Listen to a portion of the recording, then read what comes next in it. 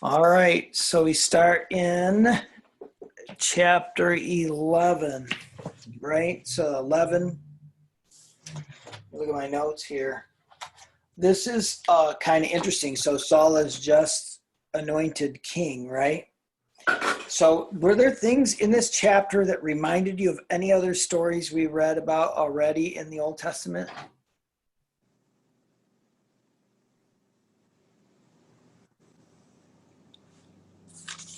I, I guess not particularly. That Let's look at verse 7. So what we've got here is the Ammonites went to besiege Jabes Gilead and said we're going to make them servants if we gouge out their eye and everything else and make them servants.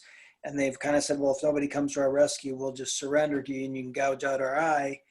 And they sent this message out, and it gets to Saul, right, who's just been anointed king, but nobody really sees him as a king yet.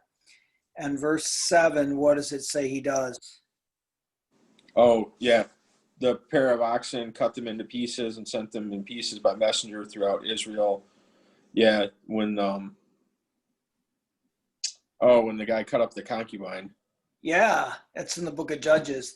There's a lot of parallels between this and what happened with um, the end of Judges, where the Levite has a concubine that was raped. Do you guys remember what tribe did this? Weren't they the Benjamites? Benjamin. Yes, yes. And Saul is a Benjamite. So it's important to remember that. Okay.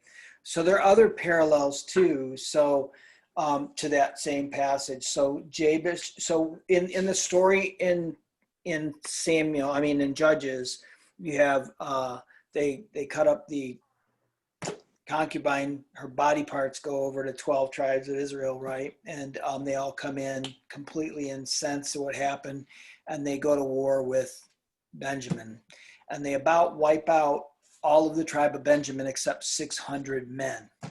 Okay. Then they realize, oh, we're about ready to wipe out one of the 12 tribes of Israel. And they mourn. And they had already promised that they would never give their daughters to a Benjamite, right? Do you guys remember that part? You guys remember that story? So what did they do? Do you remember what they did? That's when they went and they took over the small village and got a whole handful of women, and then the rest of them they grabbed up from their party when they were dancing and Right. Yeah. Yep. And you gonna say something, Jacqueline? Well, I was just going to say they had a big party and let the guys kidnap the girls that they liked. Yes. So so if you go into chapter 21 of Judges,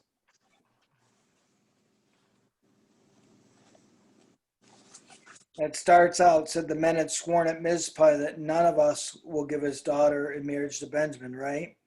And so you drop down to verse 21:8, and it says, and they said, what one is there of the tribes of Israel that did not come up to the Lord at Mizpah? And behold, no one came from the camp from where? uh, yeah, Jabez Gilead. Yeah, see where that's another connection here. So Jabesh Gilead is the town that's being attacked by the Ammonites. Same place. All right. So, and Jabesh Gilead is on the eastern side of the Jordan. So it's not in Benjamin. It's like in the half tribe of Manasseh or Reuben or Gad, somewhere there. And so they didn't come to the call. So they eliminated that village and took all the virgin women, and 400 of them gave them to the men, right? And so when you see that, you see the similarity here at Jabesh Gilead. And then so also look at keep your finger there in Judges and go to 11:4 in First Samuel.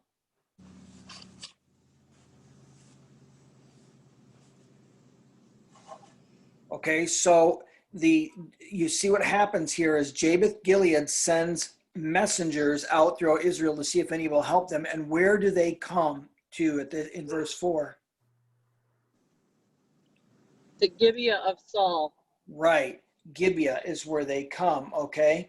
Now, Gibeah, if you go to Judges chapter 19, verse 7, this is still the same story.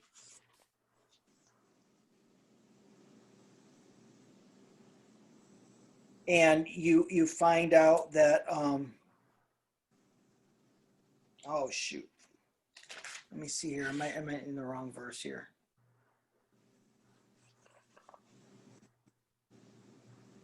No, but it's not 7. It might be, let me see.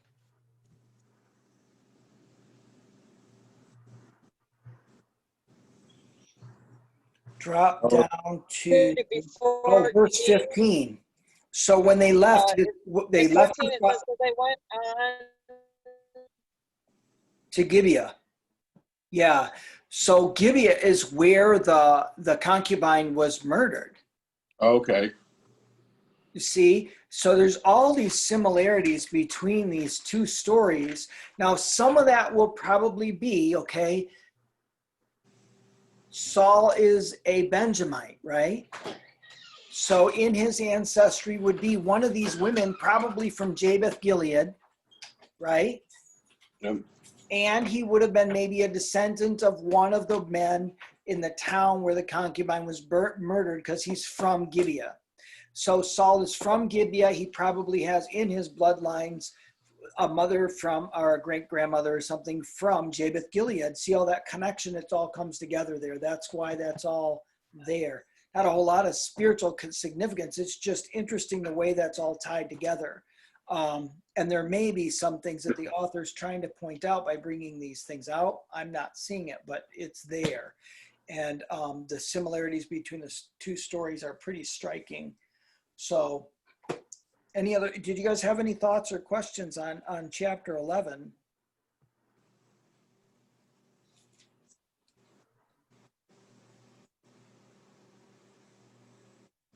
Nothing? Jacqueline, any thoughts? Okay.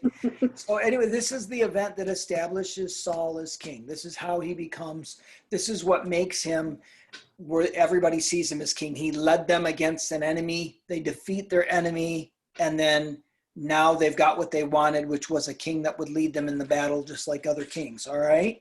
So then you have chapter 12, where Samuel basically says, I am done. Now you have a king. You don't need me. And so he departs as their leader, though he's still going to be a priest.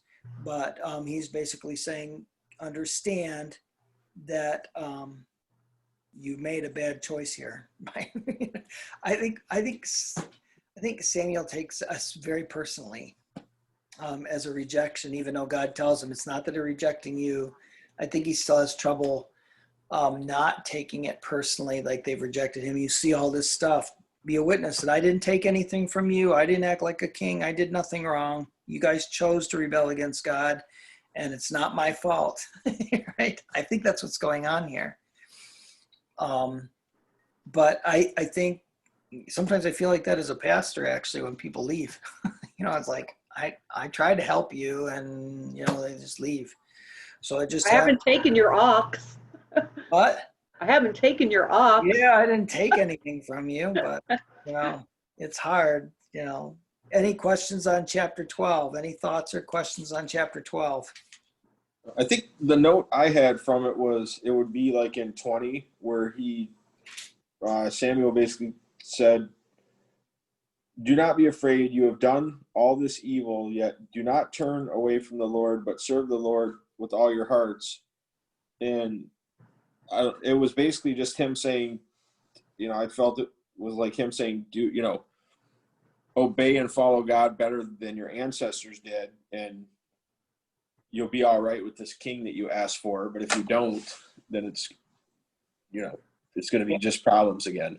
Which is what's been going on ever since Israel or the Hebrews left Egypt, the same thing, serve the Lord with all your heart, the recall always to it. Now, if you listen to me every week, that's what I feel like I say every week. I don't literally say like, if you don't devote the Lord won't be with you and your lives will be destitute in a wreck. I don't really do that, but I constantly am saying devotion, devotion, devotion. Jesus Christ is everything. You know, everything else is like, really doesn't matter. If you don't have Christ, then nothing else matters. And I feel like I have to repeat that message almost every week because, and we'll get to some of that in here, is because so few people will just make Christ center of their life. He's just supposed to, at least, I think God sees, if life is a meal, they see God as a seasoning. You know, he's supposed to make my life taste better. And that's just not what God is supposed to be. He's supposed to be the actual meal. You know, and then if we benefit and enjoy things in life, that's the seasoning. Do you think also that maybe Solomon is also thinking like, you know, you wanted this king, here's this king, and he kind of knew in some ways this is going to be a disaster? I think he may know, he knows it's a mistake, but he also knows the Israelites, they're always the type, they always are. How many times he already brought them back to repent and completely serve the Lord already? It's been a few times already just in his lifetime. And so I think that's just, he just doesn't,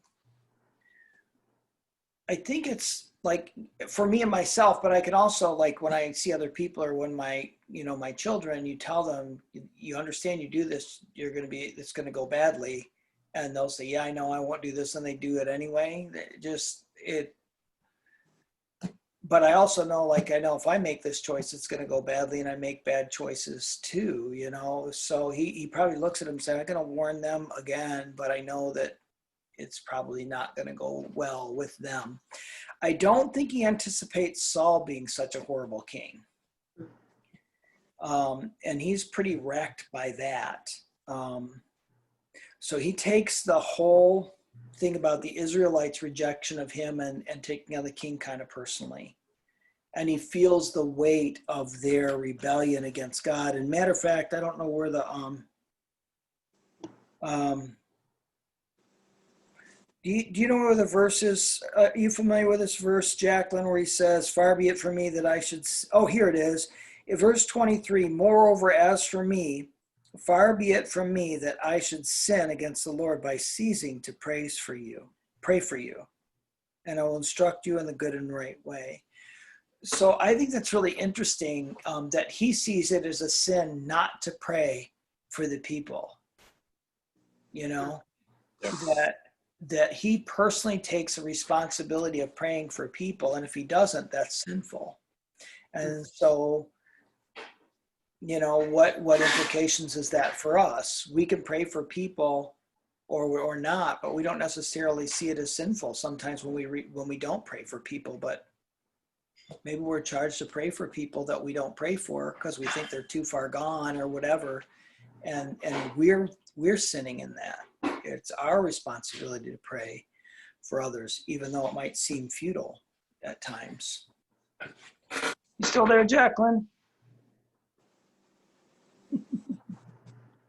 I'm sure about what you just said. What? When I said I share something about what you said. Can you hear me enough? Hey, Jacqueline, are you on the internet or are you doing cellular service? Cellular service. Oh, so you don't have like Wi-Fi there? No. Okay, so because sometimes when you're talking, it's not coming through really well, unfortunately. Can you try? I'm sorry about that. That's okay. Try and say that again. Oh, she disappeared altogether. Hopefully she comes back in. I always like her participation. All right.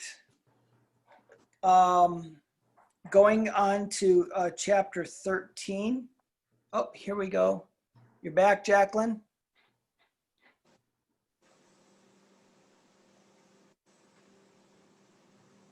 Hello?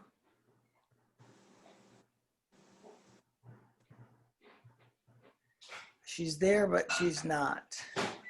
I don't see a mute button. Okay, can you hear me? Yeah, I can hear you better now. Right, What were you right. going to say? Walked out into the backyard, so hope you can hear me better.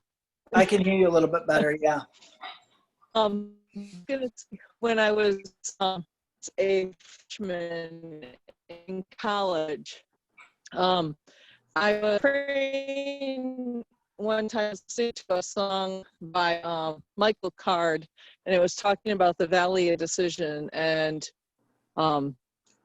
people coming before the Lord, the end time in the Valley of Decision, and at that point, as I was praying,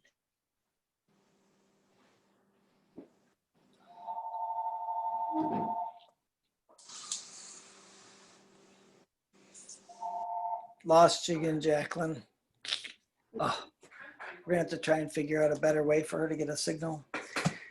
We're going to have to jump into verse 13. Oh, wait. If she comes, if she can say something again. Jacqueline, if you can hear me, just jump in anytime you feel like you got cut out there for a bit.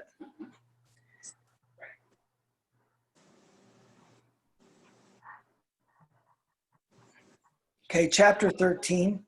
Look at verse 1. What do you see there that's really interesting? 30 years old. Depends on the version, actually. Oh, okay. Sorry. Mine says Saul lived for 1 year and then became king, and when he had reigned for 2 years over Israel, Saul chose 3,000 men of Israel, which is very odd. Like 1, 2, and I did some research on this, and why don't you guys go to 2 Samuel chapter 5.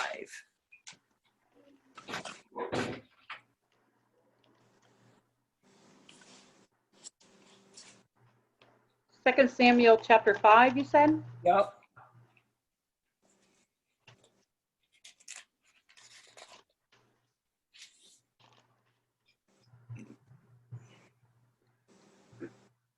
And then you look at verse 4. See that? Yep. What does it say? David was 30 years old when he began his reign, and he reigned 40 years. All right. Now go to 1 Kings chapter 14.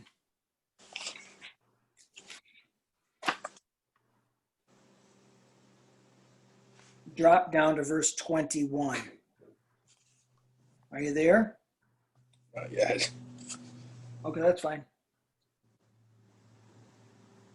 Chapter 14 of 1 Kings.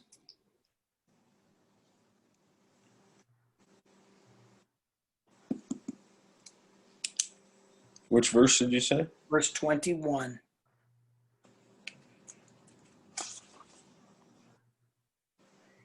And it says, now Rehoboam, the son of Solomon, reigned in Judah. Rehoboam was 41 years old when he began to reign, and he reigned 17 years in Jerusalem. Every king through Samuel, 2 Samuel, 1 Kings, and 2 King has that formula. Now, this king was this old when he became king, and he ruled this many years. So if you go back to 13,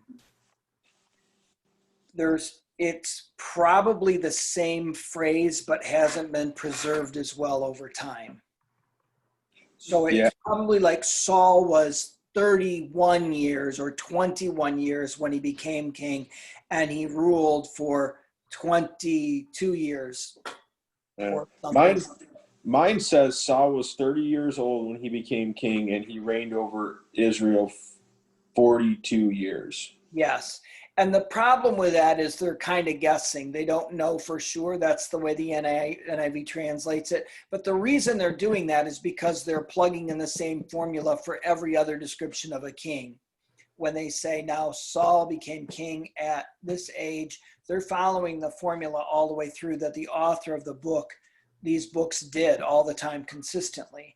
So it just looks like there's something that over time didn't get copied correctly or something there. So it could be like Saul was 21 years or 31 years or something. And then he reigned for, or he reigned for, 22 years or 42 years or 32 years or something like that as well.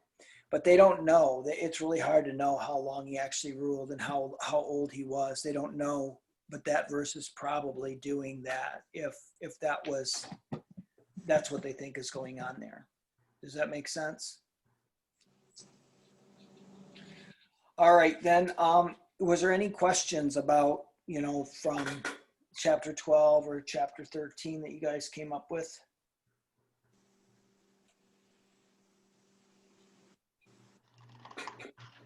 No, I mean, I think the only thing I found interesting again was when his troops kind of started to disperse. So then Saul did the burnt offerings himself instead of waiting for Samuel. And then Samuel basically told him, that he went against God. I thought there was a story previous to this that the same kind of thing happened, but I couldn't remember who it was, that they burnt offerings and they weren't supposed to. That would be interesting. There might be. I don't know of somebody who actually did that against the law, but maybe Jacqueline refers that. And she's got, you guys see that chat thing? If you click that chat, you could see she said she wanted to say in 13, Saul was at Gilgal making the sacrifice. Recently saw they have discovered a few Gilgals in Israel, but there are two main ones near the Jordan. Both were set up with an altar and with a site for a tabernacle. It had been discussed in a previous Bible study that Saul had sacrificed here, and it might not be at the holy spot, but I believe he was with the tabernacle. And there is a place where we'll talk about where he does have the ark with him, but it is possible that the tabernacle would have been, he would be near the tabernacle or set one up in Gilgal. That wouldn't surprise me. I hadn't done any research on where the tabernacle would be at this time. There's Jacqueline, I don't know if you know this, but last week I talked about this, is that there is research, archaeology that says actually during this time in the Judges, they believe there were actual temples built, and more than one. So there would be one where the tabernacle would have been kept in the Ark of the Covenant, and they made actual temples. So we see the Temple of David, or built by Solomon, like the first one, but they found older archaeological temples with a Holy of Holies and the thing that fits the description of the tabernacle that are older than that temple. And it looks like, and one was built in Dan. And there's interesting finds there. They know it's Jewish. They know it's not like a tabernacle of pagan gods. It's a Jewish temple along the design of the tabernacle, and also the bones and things like that. They've been able to know they're all, animals that Jews could sacrifice. So it's kind of interesting. Chapter 13, we see that Saul was supposed to wait, or actually he was supposed to wait 7 days for Samuel when he was anointed king. He said, wait 7 days, right, at Gilgal. And but he did not come. So you look down to verse 8. He did not come to Gilgal, and the people were scattering from him. So Saul said, bring the burnt offering here to me and the peace offerings. And he offered the burnt offering. As soon as he had finished the burnt offering, behold, Samuel came. And Saul went out to meet him and Samuel said, what have you done? And he just, it's so interesting the way the writer is that they, I was reading Jacqueline's thing here. Interesting things about these tabernacle sites.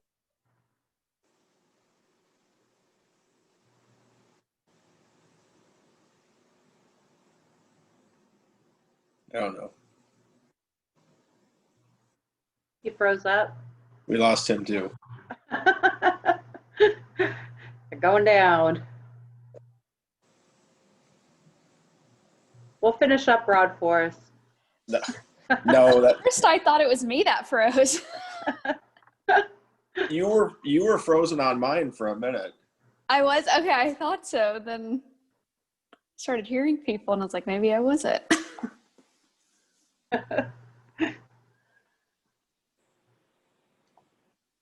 He's really stuck. Oh, did he go? Yeah.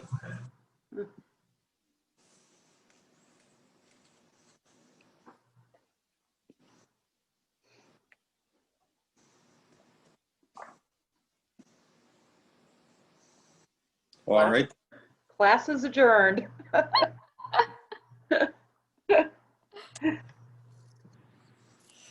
you guys having bad weather up there? No. No?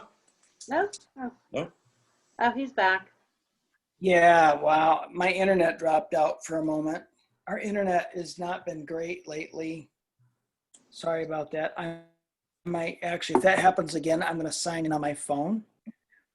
So if I do that, I'll sign in on my phone and I'll come back. Anyway, sorry about that. My kids have been complaining about it because it's been unfortunate with the with school. They've been Zooming and all of a sudden it's gone. And I'm like, I need to call my internet company and find out what's going on. Anyway.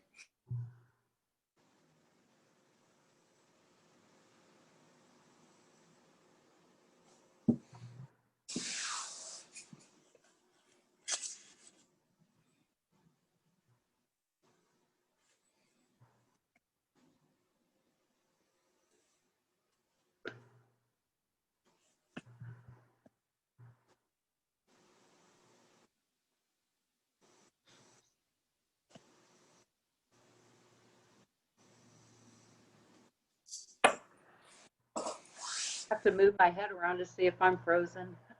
Yeah.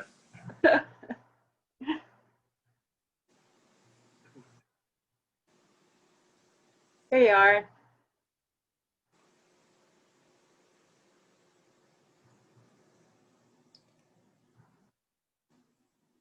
Is he talking?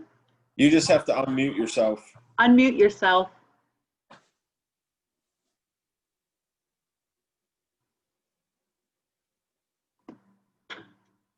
There we go. There you go. And I need.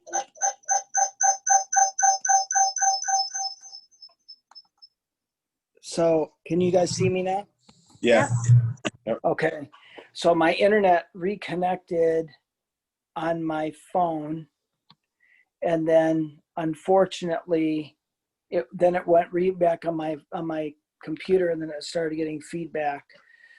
So I should do better now because I'm actually on my phone service instead of in my house internet. So it shouldn't lose it. All right. So let's go on. So anyway, he ended up waiting the 7 days, but he didn't. So why did he feel like he needed to light the sacrifice? Do you remember? What did it say about that? Didn't, because his people were leaving. Right. And what did he think lighting the sacrifice would do?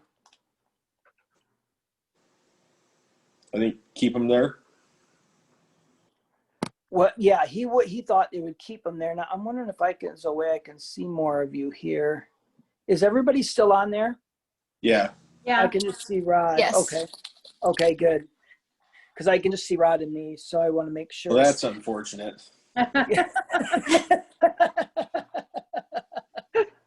Sorry about that. So anyway, here's where I think, what is this like in life, do you think? Because I think this is a perfect example of what we do in life.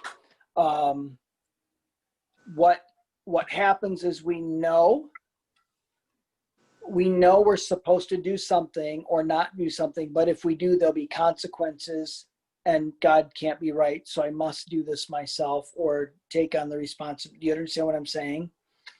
I see this with people in marriages where they will make decisions because if they don't make that decision, they see calamity or disaster, even though they know that's something God doesn't want them to do. And instead of trusting God, they're going to do the wrong thing. They do that with their taxes or their finances. If I don't, if I do this on my taxes, if I tell the truth all about my taxes, then I won't have enough money to do X, Y, or Z, pay my house payment or something. And so we tend to try and bend the rules because we feel like if I do this the way I'm supposed to, then disaster is coming somehow, or I'm going to suffer somehow, or something's going to go bad. But all it does is show us how little we trust God. And that's where Saul was. Saul was not able to trust God because he was too worried about his the outcome of it would be his fault. If he would feel like, if I don't like this sacrifice, then the men will leave. And if the men leave, then we're going to get slaughtered and it will be my fault. But he was told clearly by Samuel, wait 7 days at Gilgal and wait for me to light the sacrifice. And he just got tired of waiting, and it got him in trouble. And at that moment is when he determined that his descendants would not continue, his line would not continue as king, but he would still continue. The kingdom isn't ripped from him yet. It's just that his descendants won't. Chime in and ask any questions if you want anytime, so let me know. Then we have in chapter 14, you got let me see here. Am I messing up here? Okay, yeah, chapter 14, verse 8. This is interesting. Jonathan decides to go out and attack, right? And he attacks the Philistines. And then in verse 18, Saul decides he's going to actually attack as well. So because what happens that Jonathan's successful. So Saul says, see, who does he say this to? Do you see that verse 18? This is really important. Who does he what? Okay, Ahijah or whatever. See that? Yep. That name, underline that name. It's going to be important. I'll bring it up here in a minute. And what does he ask him to do? Bring Bring the the ark. ark of God. Yes. And at this point, he believes what the ark is, where God will be, and the ark will give him victory, right? Remember, that's how the Israelites saw that before. That's got him in trouble before. The ark is not a goal, a good luck charm, but he wants the ark there. And then the ark went with the people, and so he's getting ready to go. And he starts to win a battle, but then he forbids anyone to eat, right? Yep. But Jonathan, who was attacking the Philistines somewhere else, didn't hear the command. And then so he eats honey because they're exhausted, and he's got strength. Those calories provide him strength, and he's doing better.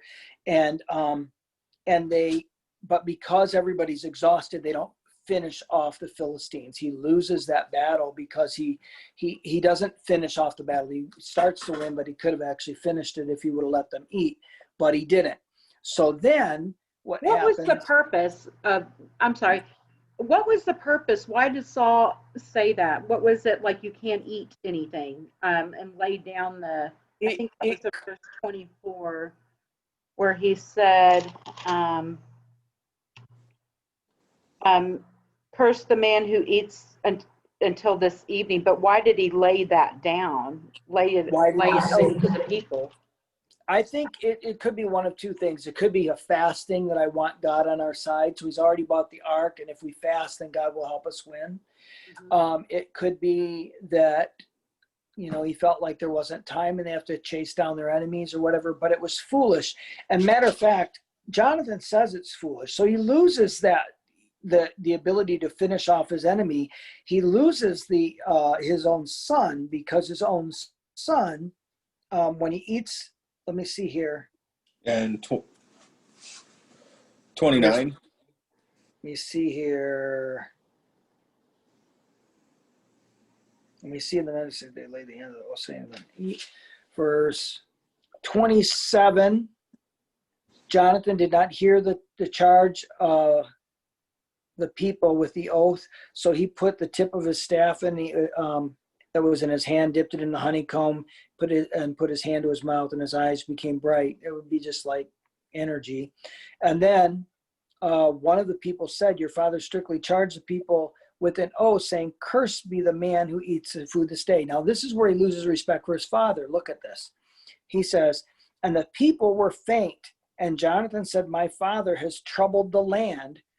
See how my eyes have become bright because I tasted a little of this honey? How much better if all the people eaten freely today of the spoil of their enemies, so that they found now, for now the defeat among the Philistines has not been great. It should have been better, but he clearly blames his father, right? So then they strike down the Philistines, right? And then they actually start eating the meat with blood in it, and they're sinning. So then Saul stops them from doing that. And then Saul built an altar. It was the first time he's ever built an altar to the Lord. And I don't know, I think, Jacqueline, I don't have the ability to read the chat. Let me see if I can. I don't have a chat on my phone. So, Is there a more button with 3 dots and then Yeah. it says chat? Yeah, it's just so hard. I'm not used to using my phone. But yeah, it does actually say that. So Jacqueline, if you want to say something, there we go. I can hear then right. Yeah, if you do that, I can see that. If you want to add any comments, please do, Jacqueline. So then, but here's what's interesting, right? He built an altar. I don't know if there's any prohibition against non-Hebrew building an altar. But he builds an altar. He's just not supposed to do a sacrifice. And I don't know, but they end up killing all the plunder on that stone. So they're draining the blood before they eat it. And then, so then it says, Saul said, let us go down to the Philistines by night and plunder them until morning is light. Let us not leave a man of them. And they said, do whatever seems best to you. This is in verse 36. But the priest said, let us draw near to God here. And in verse 37, Saul inquired of God, shall I go down to the Philistines? Will you give them into the hands of Israel? But he did not answer him that day.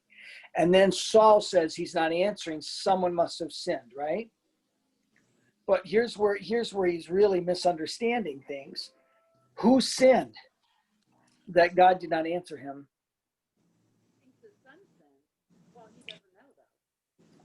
I can hear Joanne in the background somewhere, but I couldn't hear what you said. Oh, I said, his son, well, I guess he doesn't know that his son. I heard somebody drop something. So yes, it looks like Jonathan's the one who sinned, right? Because then they split up all Israel on one side and Saul and Jonathan on the other. It comes to Jonathan, and they pointed out that it's Jonathan, right, that sins. But here's the problem. It isn't Jonathan. God doesn't answer Saul not because of Jonathan. He doesn't answer Saul because of Saul. Yeah. Jonathan made a commitment. Jacqueline, you're right. Jonathan isn't the one who sinned here. It looks like he did because his father made this pledge or whatever. But the problem is that God did not answer Saul because Saul wasn't committed to the Lord. And he wants to blame somebody else for it, that they didn't obey his, so cursed be the man who eats before evening. He thinks God doesn't answer because somebody ate. And the foolishness of it is that God has blessed Jonathan in everything that he's done. And Jonathan recognized that it was a foolish charge anyway. But what they don't recognize is that Saul left God. The king can make an oath from his people, but I don't know that God is honoring anything that the king is doing at this point, because he's left the Lord in what he's done. So here's where I'm wondering these things. I don't think that God did not answer Saul when he was asking whether he should attack because God had already left Saul. He's not answering Saul. He's not with Saul. You can bring the ark if you want. I'm not coming.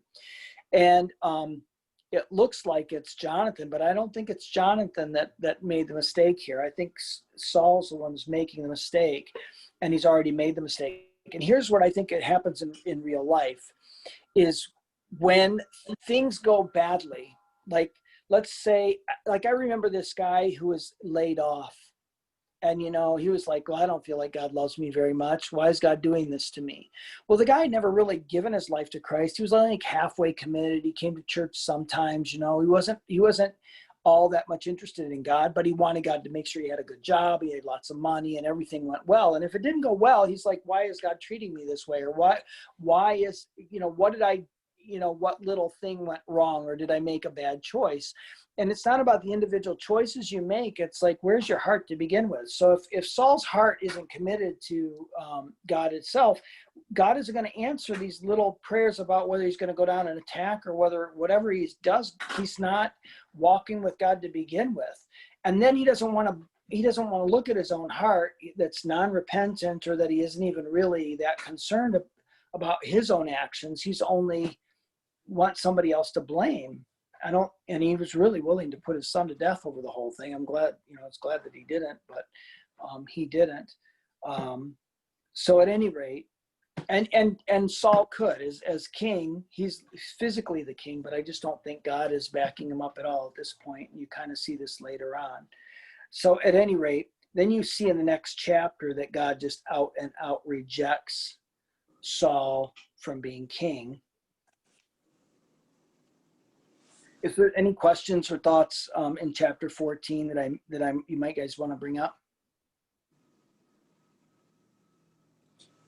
I think the only quick question I had was in when Jonathan and his armor bearer were going in to attack, and he told his armor bearer, I think it was in 14:10, that, but if they say, come up to us, we will climb up, because that will be our sign that the Lord has given them into our hands. How does Jonathan, it doesn't say where he prayed about any of this, so how would he know that that was a sign from the Lord? I don't know. He might have just said that if this happens, then I'll know that God wants us to go up and attack.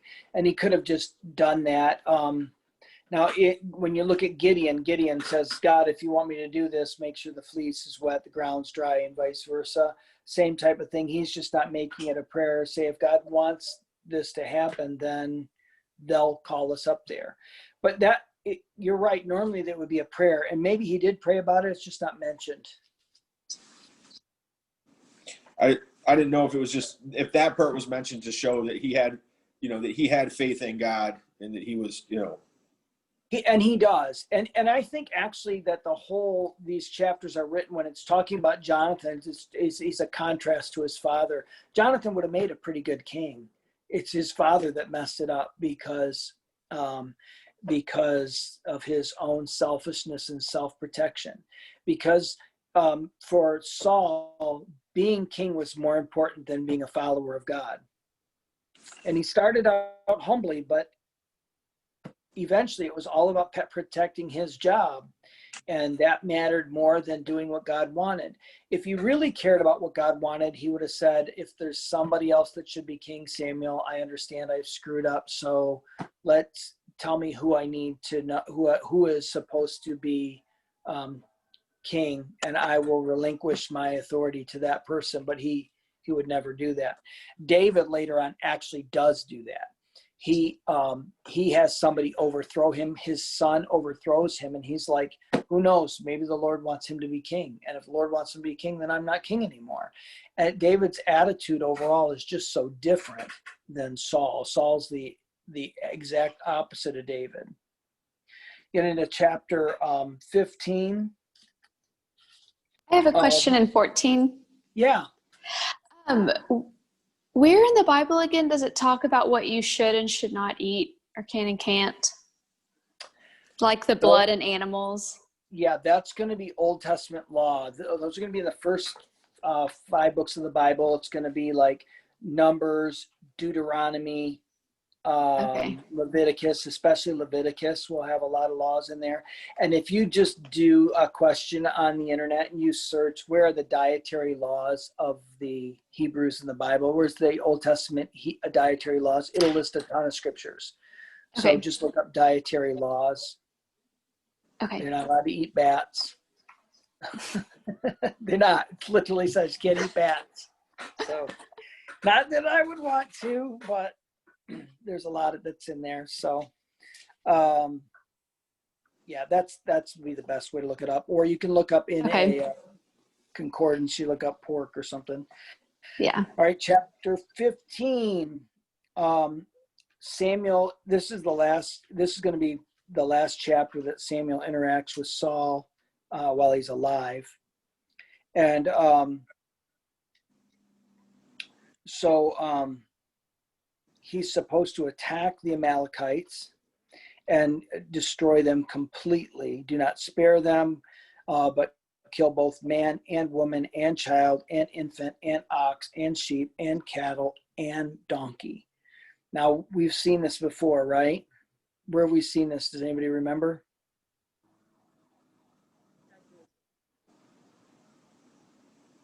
I think that was Joanne. You got to really speak louder, Joanne. Was it in Judges? It would be earlier. It's during the conquest when Joshua comes into the land and they're supposed to take Jericho, remember? And they're supposed to destroy everything. They're not allowed to take anything for themselves, not one thing. They're supposed to destroy everything. And there's one guy that doesn't, and he is put to death. God ends his life. And then they go on and start attacking the next towns where they are able to take plunder. But in that case, they weren't allowed to. Now the question becomes, why would God want them to destroy children, infants, and all these poor little pets? I don't know. Sounds terrible, doesn't it? Yeah. Jacqueline, you want to type in a thought there?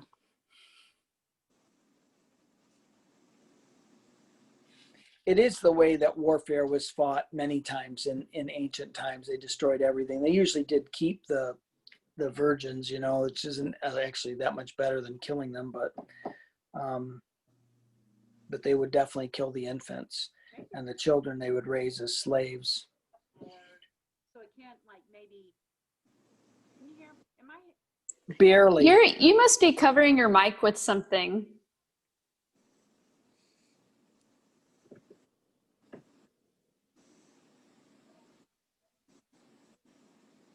Yeah, I can't hear you, Joanne.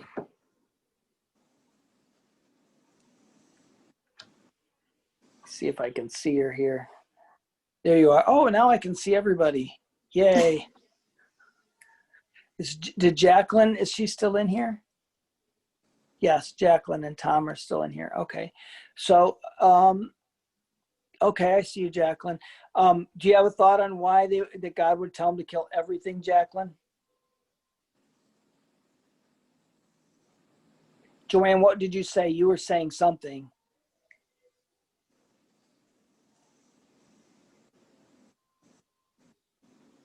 So they don't maybe reproduce and, just say this to show them that God is real and God is going to make this happen.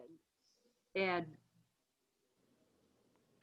your mic worked for a second and then it stopped. it's so weird. It's Okay. working now. It's working All right. now. Jacqueline, I saw that comment there briefly. Now I got to figure out how to get to it. Chat. Because of the Nephilim and the things they did. Yes, that's exactly the answer that I was looking for. Okay, remember the giants, the angels that came and mated with women? Yep. All of your clans that have evidence of giant blood in them, God actually, those are peoples he tries to wipe out entirely because they corrupted the genetics of mankind. Let me read that as well. Let me do that again. I see it second. So it was believed that the Nephilim were doing things with the animals as well as people. I hadn't read that before, but that would make sense, is that they would destroy the animals as well because of sexual impropriety with animals. The other thing is that some of killing the animals and not taking anything is actually to remove all temptation. Everything that's devoted to God is God's, and you're not allowed to take any of it. That could be part of it as well.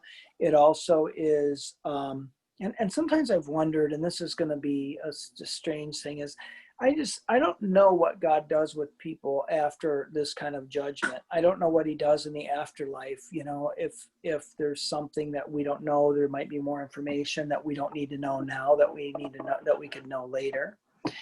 And there's some things like in the Bible, and the best way for me to illustrate this is I knew a guy that was a coach.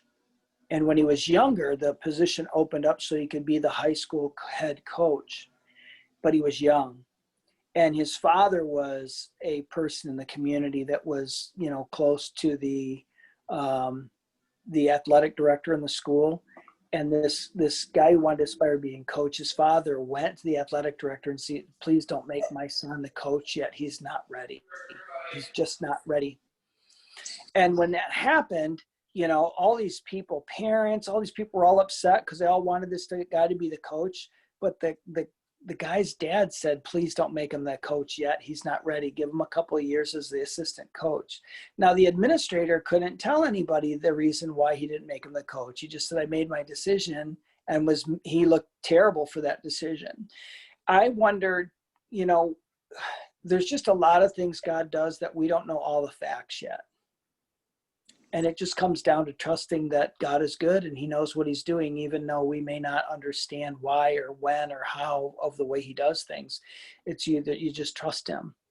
And not all the information that we want do we get right now.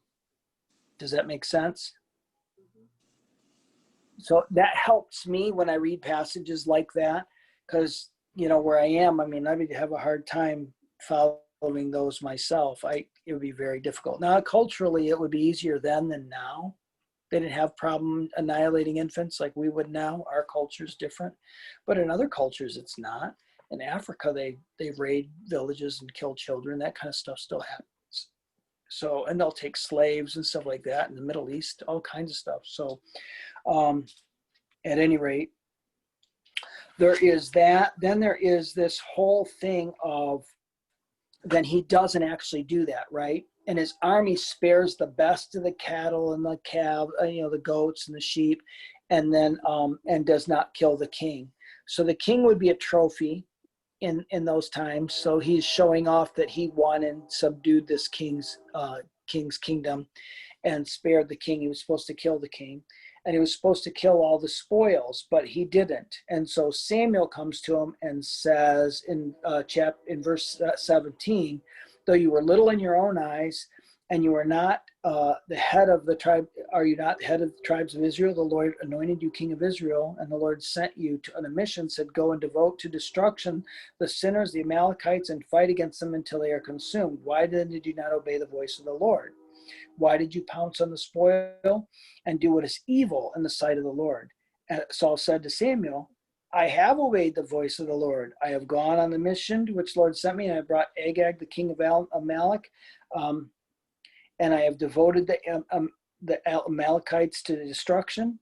But the people took the spoil, the sheep, the oxen, and the best things devoted to destruction to sacrifice to the Lord your God in Gilgal. So the tabernacle or the temple is probably in Gilgal. And so he's saying we're going to bring these things to sacrifice. Now, that may have been a lie. It might have been just that people wanted to do that, and the king didn't have enough courage to say everything's going to be killed, because it would have ticked off his army, and he wants them to like him. And it's one of those things in leadership that is really difficult, is that sometimes, you know, we spend so much time wanting to make sure that we see the people that we need. He needs an army. He needs these people. And if they're all ticked at him, he's afraid of losing his army. So again, and so he's going to appease them rather than appease God, who he should be, you know, caring about what God thinks. But he spends too much time caring about what his army thinks. But the other thing is that he also thinks he can sacrifice these things and God will be happy. And I have found in my own life, this is kind of interesting. Oh, wait. And let me read what Jacqueline said. And that sacrifice would be an anathema to the Lord because it was tainted. If it was tainted by Nephilim, yes. If it was tainted by giant blood, it wouldn't be a sacrifice. It was holy. That'd be like worse than sacrificing pigs. So yes, that's true too.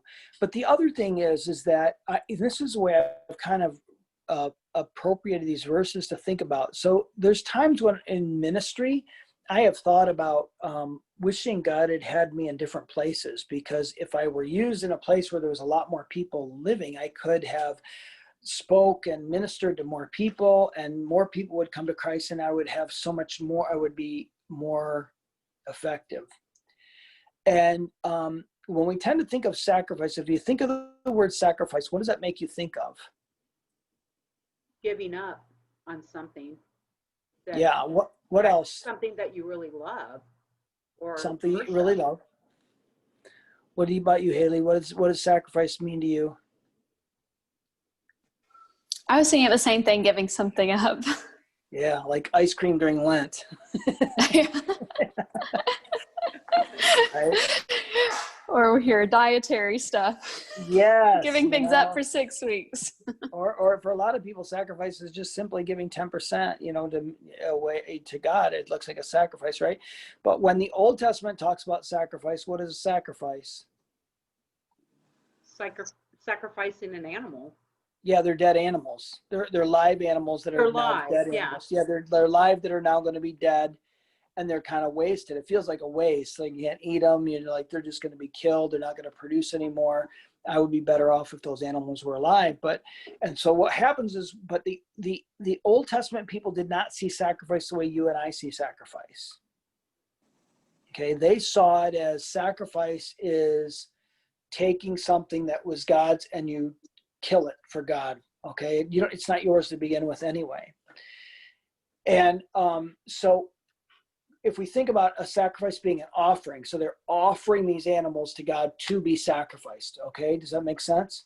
If you think about an offering, this is going to make a lot more sense. So when you get to the verse, in verse 22, Samuel said, has the Lord great delight in burnt offering and sacrifices, as obeying the voice of the Lord? Behold, to obey is better than sacrifice, and to listen better than the fat of rams. So you have to think about sacrifice in this is sacrificial animals. You can't think about it the way we think about sacrifice. It isn't like God wants obedience more than he wants us to give up ice cream during Lent. He does, but we're still thinking about it wrong. We're thinking about offerings wrong. So so for me personally, I thought I would have more to offer God if I would go to a different place to do ministry where there's more people. And this verse really struck me hard, because it was like, wait, if God wants me to live in a small town the rest of my life, and whatever gifts he's given me are never on display and never get fully used according to how I think they should be used, that is my offering is obedience. All right, that I'm supposed to obey, even though it may seem like in my mind I have less to offer. I could offer God more if I were outside his will.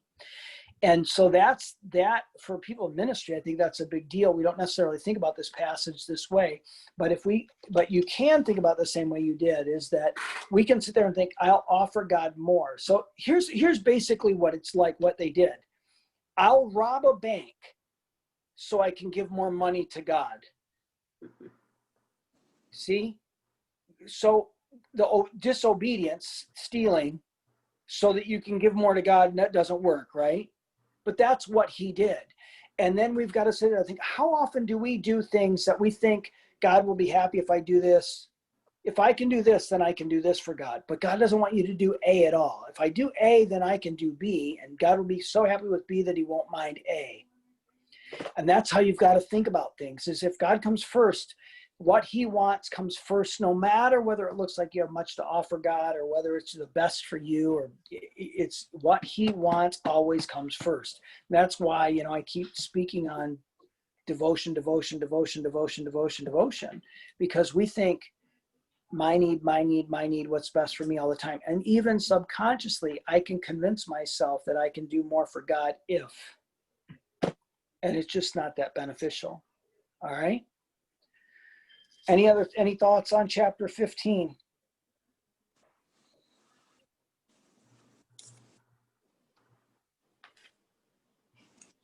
I thought I'm trying to figure out where this was, where Samuel, and maybe I'm getting ahead of myself, where I should have wrote Describe it to down, me. where Samuel, can you hear me? Yeah. Okay. Where Samuel was feeling really bad and remorse and prayed for Saul. Am I ahead of That's myself? it's chapter 16. So Okay. chapter 15 Okay. ends and Samuel leaves Saul and they don't see each other again to the day of his death. But it says Samuel grieved over Saul and the Lord regretted that he made Saul king. Chapter 16 then said, the Lord said to Samuel, how long will you grieve over Saul since I have rejected him from being king of Israel? Fill up your horn of oil and go anoint David, basically, right? And then I don't want to repeat what I had taught on Sunday morning, but then it goes to God choosing David instead of all his sons. He chooses David because David's heart's in the right place, and then anoints David as king. And so there's a thing here that says, okay, the Spirit of God falls on Saul at the beginning, right? Then Samuel leaves Saul. Samuel goes to David, and the Spirit falls on David. So, and then the Spirit leaves Saul. So the Spirit comes to Saul, the Spirit leaves Saul, Samuel leaves Saul, Samuel goes to David, the Spirit is given to David, and then an evil spirit comes to torment Saul. Right? You guys see all that when you read that? Probably didn't pick up on that, but that's the way it's just like the author's showing the transition of leadership and the way that Samuel and the Spirit of God work when it's moving and transitioning to David. All right. And so then he anoints David. Any other questions or thoughts on chapter 16?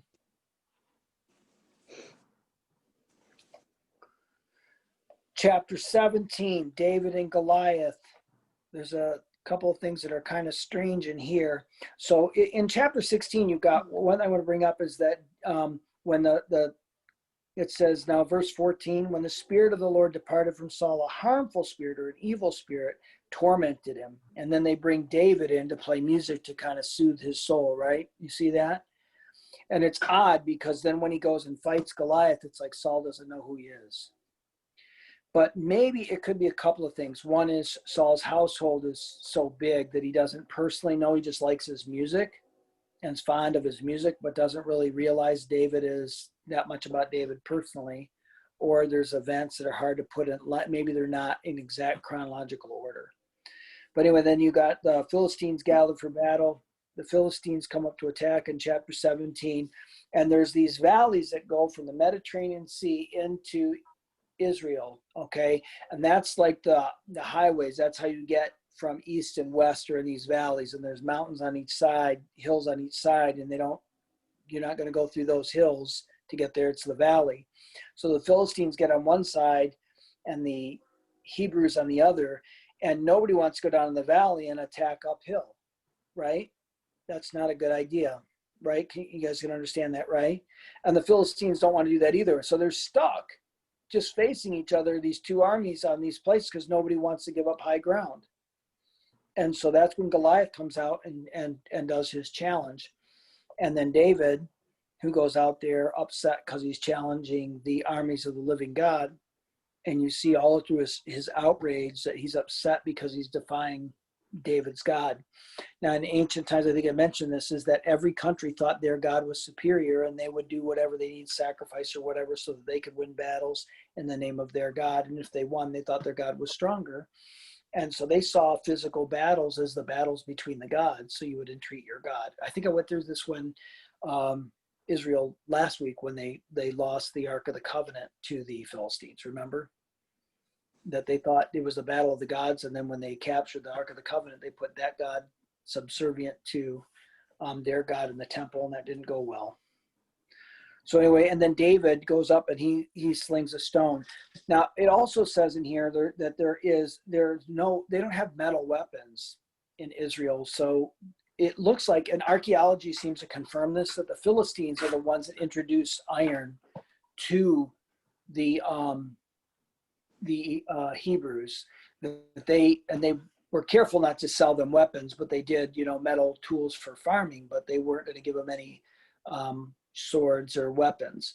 And so the Philistines had a huge advantage because they had iron weapons and the Hebrews didn't.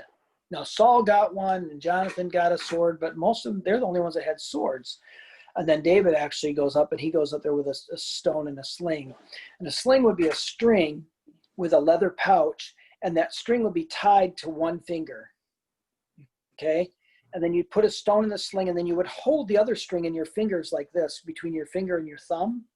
And then you would wind it in this up and down motion like this, and then you would let go of the string, and the other string would stay on your finger, and the rock would just go flying. Some of those things they can say will get up to 100 miles an hour. So they're moving pretty fast when they do that. And so David had used this to fend off bear and lion or whatever that would attack his sheep. And with a lot of nothing to do as a shepherd, probably spent a lot of time practice with a stone and a sling. And it's really an effective weapon. And they would have a lot of people in this time that would actually be skilled. They would be part of the military as well. There had divisions where they were good at slinging stones. If they didn't have bows and arrows, they would throw stones in a sling. And if you got pretty good at it, you could do it. But still, David would not take credit for this. He's not like saying, even when he tells Saul, I can do this because the Lord has helped me kill a lion when they attack the sheep or a bear. So he always saw it as God allowed him to be able to do it. He never said, I'm really good with a sling. I can kill lions and bears. It's the way he taught, And so it's interesting. We take credit for our abilities, our talents, as if I earned them. I'm really good at this because I work hard or because I practiced or whatever, but it is really God who gives us the abilities that we have. And if we don't recognize that, we can lose them like that. So anyway, he uses that as with a stone and a sling, sinks it into his forehead, then uses his own sword, Goliath's sword, to cut off his own head. And then the Philistines don't subject themselves to the Hebrews like they said they would, right? So they run, and then Israel attacks them. When they're running, now you can go up hill and attack because they're on the run. And so they're not attacking downhill. Any thoughts on chapter 17? Can I ask something about 16? Yeah, absolutely. What was the evil spirit? I don't know. It could be a demonic spirit that got allowed to attack Saul personally. Okay. It could have been that. We don't. It doesn't say that much about it, but God uses all the resources. He uses evil kings and evil kingdoms to accomplish His purposes. You'll see that as we go through these stories. It isn't like Babylon's a great nation that He loves, but He uses an evil kingdom to subdue Israel because of their own disobedience. So He could do that same thing with the spiritual world. Okay. See, Jacqueline, see here. Cool thing I learned about from a Hebrew scholar: the stones David used to collected to kill were from a stream that went through the valley of Elah. The stream had its head from a spring by the town of Midgol. Midgol is the word for strong tower. The psalm is the name of the Lord, is a strong tower. Oh, a psalm. And my people will run to it and they will be safe. Goliath mocked the name of the Lord in this, and David invoked the name of the Lord against him and then killed him with a stone from the tower. That's interesting. I do know that in streams, if you've ever been in streams, you do find some really smooth stones. Yeah. Have you guys ever been to a river where there's a lot of stones in the bottom of it? And there's some lakes, on the Great Lakes, there's beaches that have tons of smooth stones too. So you don't find them in a field. You find them in a brook or water somewhere that have these stones that tumble. They get washed You up.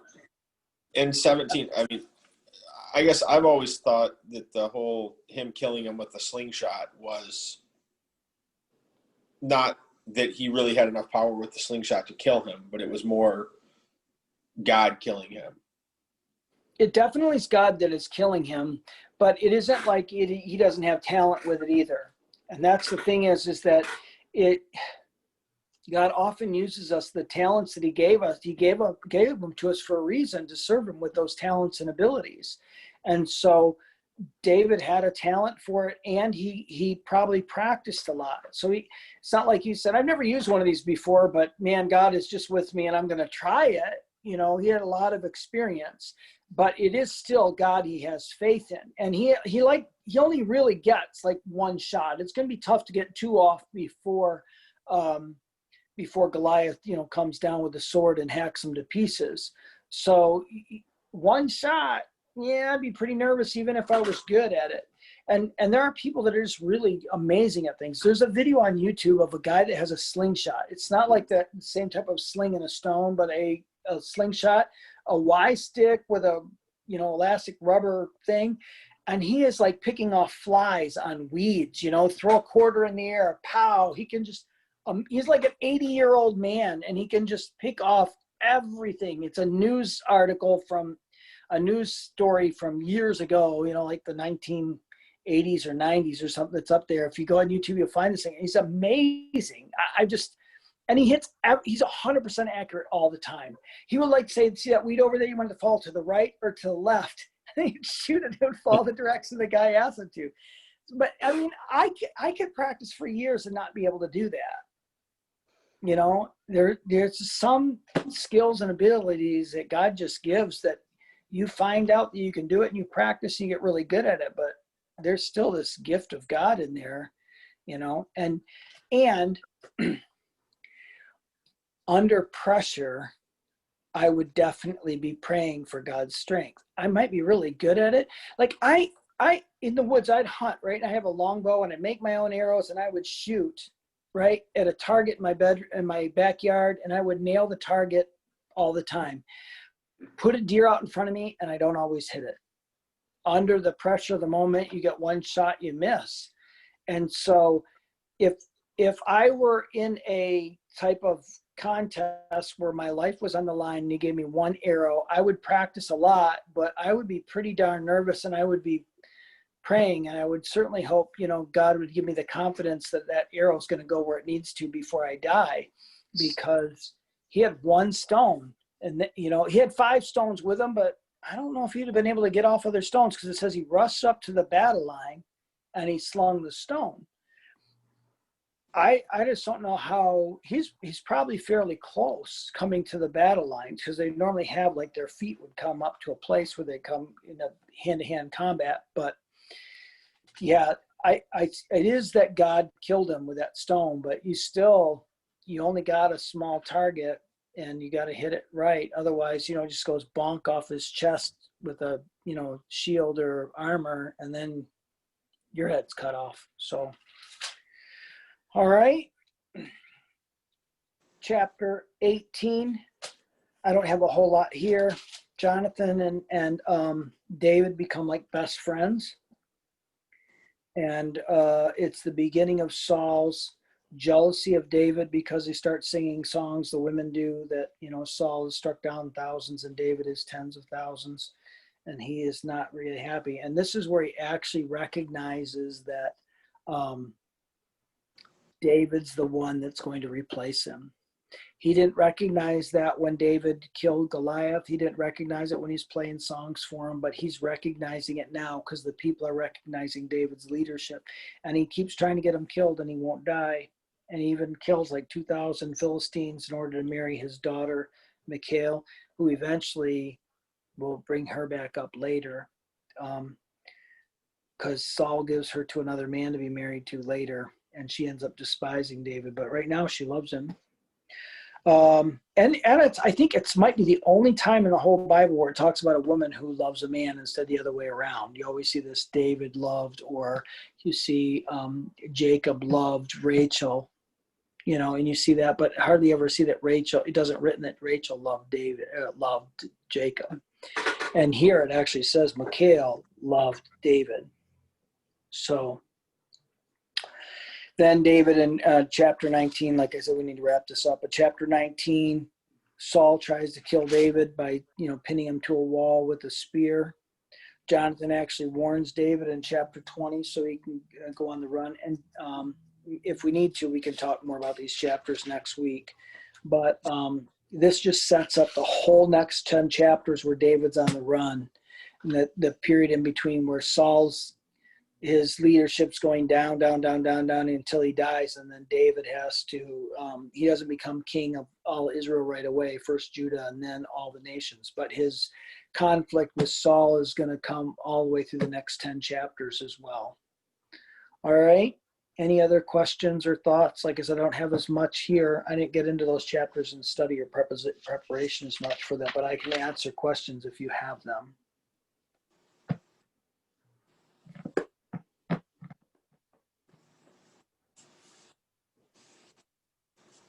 In 18, it says Jonathan became one in spirit with David, and he loved him as himself. Does that mean when they became best friends?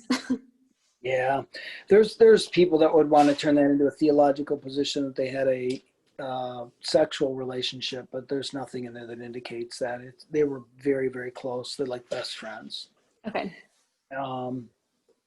Is that what you were asking about, or just that they became best friends?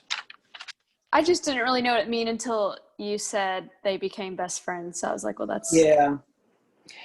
It's interesting. It's very fortunate when you meet somebody like this. Mindy has a friend that it's like they're inseparable. Her and her friend Connie, they're so excited. They don't live far apart, just a few miles, you know. And I think Mindy was going to go on a walk with her tonight. I don't know if she actually did, but she gets excited because she's going to go a walk with her, even though she might have seen her 2 days ago. And she'll go and they'll walk for, 2 hours, or they'll go out somewhere and eat. They'll spend 4 hours together, and then Connie brings Mindy home, and then they'll sit out in the street and talk in the car for another hour. It's like they're so close, and she's like that with her sisters. She loves spending time with her sister. I think there's something between siblings sometimes that's really unique as well. But outside your siblings, when you have a relationship like that, I think it's really special, and it's not real common. So when you have them, cherish them, and because I don't have a friend like that. I just don't. And I think I used to, and we had a falling out, and then eventually we got back together, but it's not the same. We live miles apart now as well. But when you have a friend that just is like, you just can't wait to be with that person, I kind of know what it's like. I've always been a little jealous of people that have been in the military that have gone to battle and gone to war with other men, and they have this bond with the men they went to war with that is just lasts a lifetime, and they're just so close. And I'm like, man, I would like to know what that's like. And I think that, and they went to battle together. They're close, and they're kindred spirits, and they hit it off, and they're like best of friends. And that's what I think it means.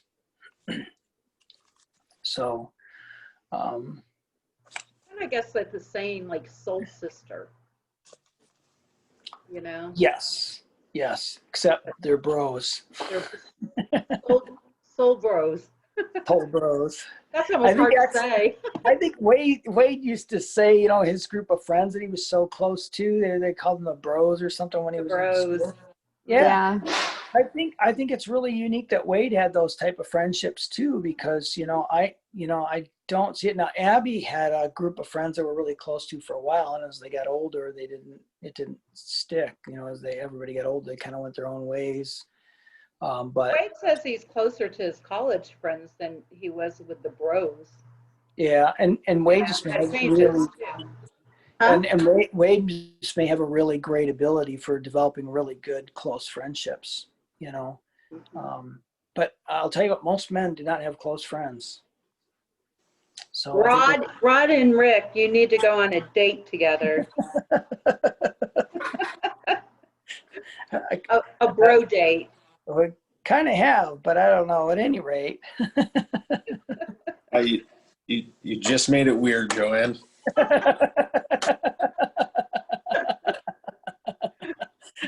Yep, lost job. Rob. He's not I'm the coming back sister. anymore. Yeah. No, All right. it's- No, that's fine. Anyway, unless there's any other questions, and Jacqueline, see if you have any. If you don't, then I'm going to go ahead and close out in prayer. Anything else? Okay, I'm glad you guys were here to join me today. Good to see you all. And it was I'm glad Tom was here. He doesn't talk, but he's present in spirit and hearing anyway. Right? And Jacqueline, I appreciate it. So let's pray, and then I will. Oh, it's good to be back. It's good to have you, Jacqueline. Yes, Jacqueline, we missed you and your wiseness. Yes, we did. All right, let's pray. Father in heaven, I thank you for your word and for the chance to study it and talk about it. And I just thank you for this group. And I pray, Lord, that we just continue to remain faithful in your word, and that we don't just become readers or hearers of your word, but doers of your word, that the things that we learn are the things that we would do. In Jesus' name, amen. All right, I will see you guys later. And Joanne and Haley, if you want to see Becca open up her present, I'll bring her in here. All right. All right, bring her Hey, in. Rick, can you Yeah. click record off for a second? And because I was going to chat with her about that, about the friend thing. Let me, I'm trying to figure out how to do that on my phone here. How do I, oh, there's a recording.